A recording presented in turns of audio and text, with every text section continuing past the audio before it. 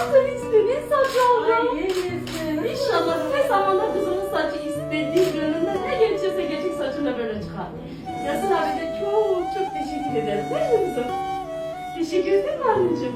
Allah razı olsun. Ayağınıza sağlık. Kazasıyla sıçralar yüze gidiyor. Allah izin verir. Ben şimdi de annesi yapacağım bir şey yok. Diyemedim. %100 o. Benim gittiğim an, yani o an yerimde gözü iptal eder.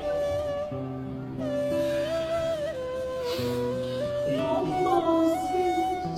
Kimse yaşatmaya bak. Çok hoşuma gitti. Bir hasta yaşattım. O bir anne evladına yaşatmaya bak.